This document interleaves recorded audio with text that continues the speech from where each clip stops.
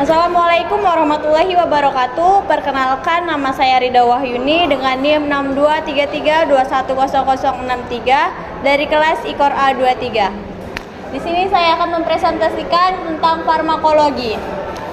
Farmakologi adalah ilmu yang mempelajari tentang obat-obatan, termasuk bagaimana obat bekerja di dalam tubuh, efeknya, dan bagaimana obat dapat digunakan secara aman dan efektif untuk merawat penyakit. Next. Di sini ada definisi dan ruang lingkup farmakologi. 1. Definisi farmakologi. Farmakologi adalah studi tentang obat-obatan, termasuk sifat, efek, dan penggunaan obat dalam pengobatan. 2. Ruang lingkup farmakologi.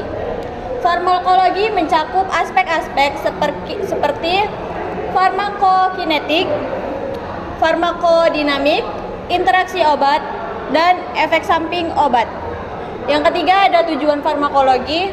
Tujuan utama farmakologi adalah mengembangkan dan menggunakan obat-obatan secara aman dan efektif untuk meningkatkan kesehatan masyarakat. Di sini ada klasifikasi obat berdasarkan sifat dan mekanisme kerja. Klasifikasi berdasarkan sifat. Obat dapat diklasifikasikan berdasarkan sifatnya seperti analgesik, antipiretik, antiinflamasi, dan lain-lain. Kemudian klasifikasi berdasarkan mekanisme kerja.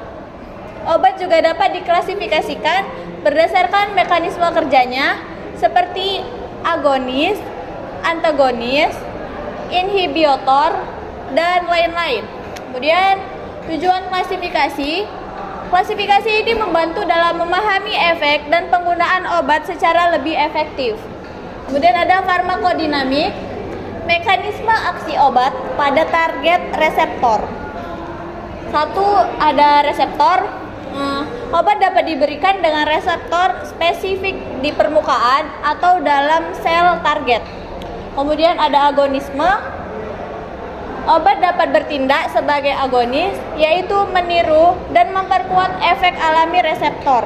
Kemudian yang ketiga ada antagonisme, yaitu obat dapat bertindak sebagai antagonis, yaitu menghambat atau memblokir efek reseptor.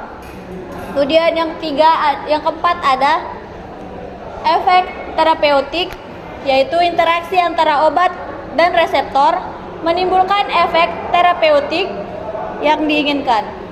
Next. Nah, di sini ada faktor-faktor yang mempengaruhi respons obat. Yang pertama itu ada usia. Usia dapat mempengaruhi farmakokinetik dan farmakodinamik obat. Kemudian yang kedua ada jenis kelamin. Perbedaan jenis kelamin dapat mempengaruhi metabolisme dan respon obat. Kemudian yang ketiga ada genetika. Variasi genetika dapat menyebabkan perbedaan respon individu terhadap obat. Kemudian yang keempat ada kondisi kesehatan.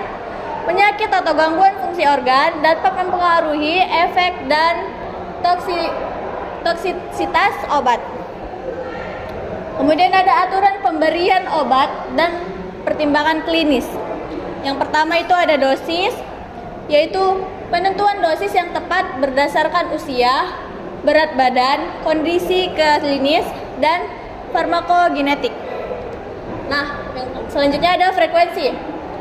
Pengaturan waktu pemberian obat untuk memaksimalkan efektivitas dan meminimalkan efek samping. Selanjutnya yang ketiga ada rute pemberian. Pemilihan rute pemberian yang sesuai, misalnya oral, parenteral, atau topikal. Lanjut ada peran farmasis dalam pemberian obat yang aman dan efektif. Yang pertama ada konsultasi obat. Farmasis memberikan informasi dan nasihat tentang penggunaan obat yang aman dan efektif. Kemudian yang kedua ada monitoring terapi. Farmasis memantau efek dan efek samping obat serta melakukan penyesuaian dosis jika diperlukan. Kemudian yang ketiga ada edukasi pasien. Farmasis memberikan edukasi kepada pasien tentang cara penggunaan obat yang benar dan agar efektif obat tersebut. Kemudian yang keempat ada kolaborasi interprofesional. Farmasis bekerja sama dengan dokter, dan tenaga kesehatan lain untuk memastikan pengobatan yang optimal. Baik, sekian presentasi saya. Jika ada kata-kata yang salah, saya mohon maaf. Terima kasih. Wassalamualaikum warahmatullahi wabarakatuh.